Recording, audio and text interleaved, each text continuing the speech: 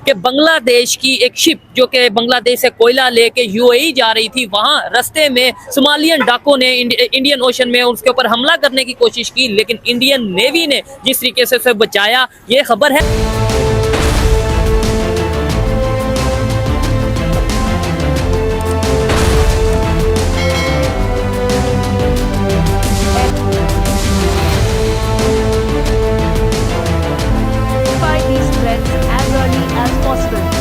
अपना मिशन पूरा करके मदरशिप आईएनएस तबर पर वापस आ रहा है। भारतीय नौसेना ने फिर दिखाई ताकत, एमवी अब्दुल्ला का अपहरण करने वाले समुद्री डाकुओं को दिया जवाब। मोजाम्बिक से संयुक्त अरब अमीरात जा रहा था बांग्लादेशी जहाज, कार्गो जहाज को समुद्री डाकुओं ने कर लिया था अपहरण। जहाज पर हमला करने वाले समुद्री डाकुओं पर भारतीय नौसेना ने की कार्रवाई। और वो ये की है कि इंडियन नेवी जो है वो बहुत ज़्यादा पायरेसी के हवाले से इंडियन ओशन रीजन और इस खित्ते में ऑपरेट कर रही है। आज भी पता चला है कि इंडियन नेवी ने बांग्लादेश की जो एक बांग्लादेश फ्लैग्ड वेसल, यानी कि उसके ऊपर बांग्लादेश का झंडा लगा हुआ था, उसे सोमालिया की कोस्ट के करीब जो है वो बचाया है। उसके हिंदू का एक लेबल लगा के तो अपनी आंखें बंद कर लेते हो। हिस्टोरिकल लेंस से देखो, प्राइड फील करो उसके अंदर। जो अर्थशास्त्र है उसको पढ़ने, चीजें देखो के आसपास क्या है। हर चीज को मजहब का रंग दे के बंद कर देते हो। खुदा अब सऊदी अरब आंखें खोल रहा है। देखें वो रमजान के अंदर वो मस्जिदों में उन्होंने बंद कर दिया, इफ्तार बंद कर दिया। लेकिन ये खबर कोई नई नहीं है। उससे पहले कुछ दिन पहले पाकिस्तानियों के हवाले से खबर आ रही थी कि 18 पाकिस्तानियों को सोमालियन डाकू ने जिस तरीके से किडनैप किया था, इंडियन नेवी ने अपनी जान पर खेल के उन पाकिस्तानियों को बचाया और उससे पहले ईरान के लोगों को बचाया। इंडियन नेवी जिस तरीके से प्रोफेशनल वे में काम करती नजर आ रही है और इंसानों को बचाती नजर आ रही है, पाकिस्तान की पब्लिक इसके ऊपर क्या शुक्रिया अदा करना चाहेगी। जय हिंद दोस्तों, बड़ी खबर निकल के सामने आई। आप लोगों को खबर पता चली गई। ये भी बता देता हूं मैं, उस कार्गो शिप में बांग्लादेश के 130 से ज्यादा लोग थे और एक तरीके से अगर भारतीय सेना समय पे नहीं आती तो सोमालिया के लुटेरे वो तो लूटते ही, जो जहाज वहाज लूटते ही, ये 130 में से मेरे ख्याल से ये 130 के 30 का काम तमाम कर देते सोमालिया के लुटेरे, क्योंकि वो गन वन लेके आए थे बकायदा भारतीय नेवी पे, मरीन कमांडो पे भी, यहाँ तक कि सोमालिया के लुटेरों ने फायर किया। हालांकि फिर मरीन कमांडो जब पास पहुंची तो ये धूम दबा के भाग गए। कहाँ ये टक्कर ले पाते। बड़ी बड़ी देश की नेवी घुटने टेक देती है भारतीय नेवी के सामने, तो फिर ये 2-4 खुद के भर के चूहे भर के ये सोमालिया के पायरेट्स क्या है। ठीक है दोस्तों, तो एक इस तरीके से जो जान माल की नुकसान को भारतीय नेवी ने बांग्लादेश को बचाया है। बांग्लादेश को ऑफिशियल्स की तरफ से थैंक्स तो आ गया है, लेकिन दोस्तों बांग्लादेश के जो लोकल लोग हैं वो यही है कि 2023 में जब वर्ल्ड कप भारत हारा था, फाइनल हारा था ऑस्ट्रेलिया के खिलाफ, तो पाकिस्तान से ज्यादा सेलिब्रेशन बांग्लादेश में हुई थी भारत के हार की।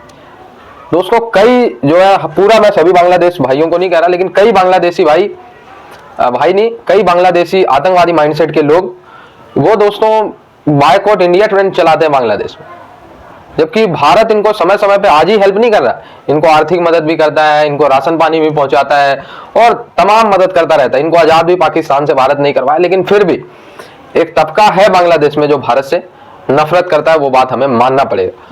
वर्ल्ड कप 2024 के फाइनल में वो सच्चाई हमें दिखी थी। 2023 के फाइनल में जो 50 ओवर का था ऑस्ट्रेलिया से, बांग्लादेश ने काफी भारत के हार को सेलिब्रेट किया था।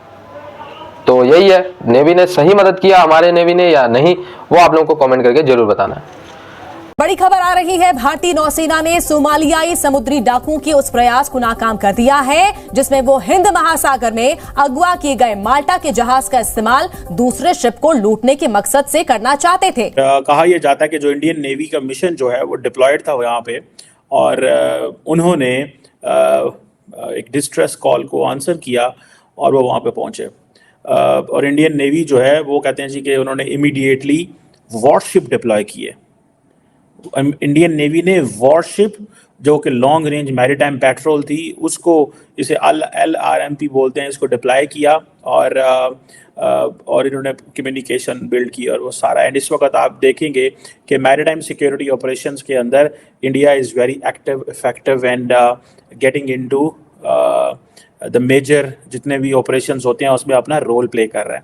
कल भी मैंने आपको बताया था that why China is not playing its role and not responsibility in the Red Sea area, और ये जो सारी है इंडियन नेवी जो है वो ये क्यों कर रही है, ये क्वेश्चन था ना कि क्यों कर रही है। और ये आपको पता चलेगा कि आइंदा आने वाले दिनों के अंदर कॉन्टीन्यूसली इंडिया जो है वो इस तरह के ऑपरेशंस में रोल प्ले करेगा।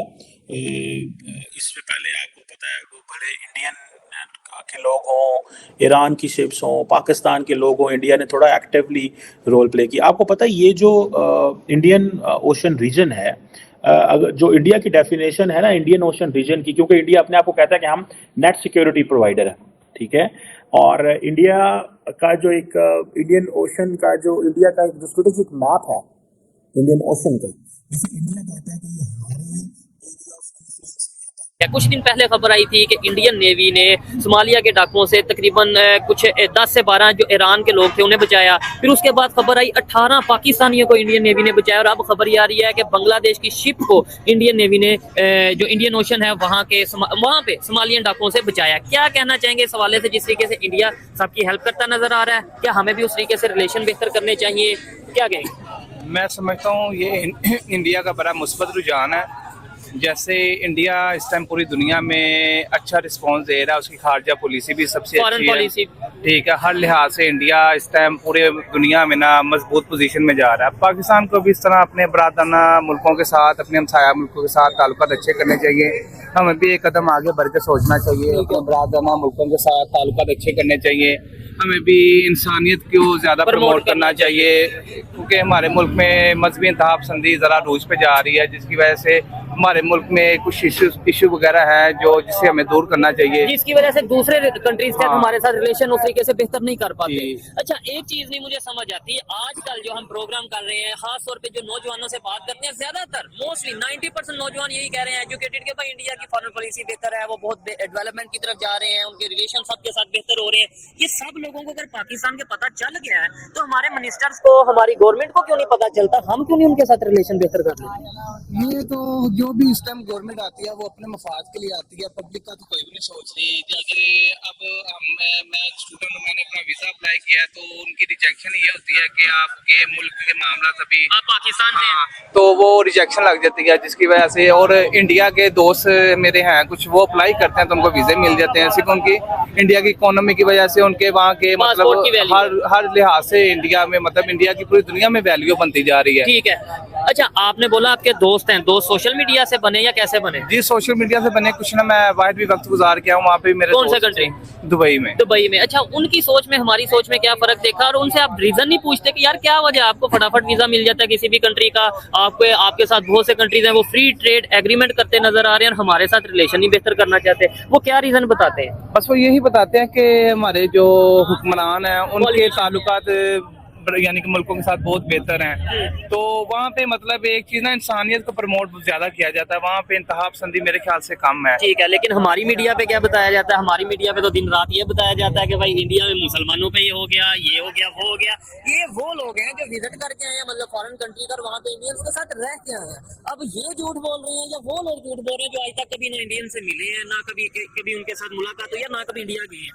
नहीं, वो बड़ा अच्छा प्यार देते हैं, वो उनके कभी भी हमने ये देखो, उनके त्योहार आते हैं, वो हमारे त्योहार में शरीक होते हैं, हम उनके त्योहार में शरीक हुए हैं 2 बार। अच्छा, कौन से त्योहार में? उनकी होली थी वहाँ पे, होली दुबई में। हाँ जी, होली में शरीक हुए हैं, पर वो बड़ा अच्छा मतलब लगा, फील हुआ कि जैसे लगता ही नहीं कि जैसे इंडिया पाकिस्तान की कोई दुश्मनी हो। ठीक हो गया। मेरा भी दुबई का विजिट था और वहाँ पे डेफिनेटली ये जो बात कर रहे हैं मैं इसे 100% एग्री करता हूँ, ये चीजें हमने फील की। और बड़ी बात यह, वो एक इस्लामिक स्टेट है, दुबई की बात करें, यूएई की बात करें, वहाँ पे वो होली भी सेलिब्रेट कर रहे हैं मिलके, हिंदू मुस्लिम सभी लोग मिलके भी रह रहे हैं। यहाँ पे आके हमें पता नहीं क्या इशू हो जाता है, यहाँ पे आके नहीं हमें ये चीजें फील होती हैं।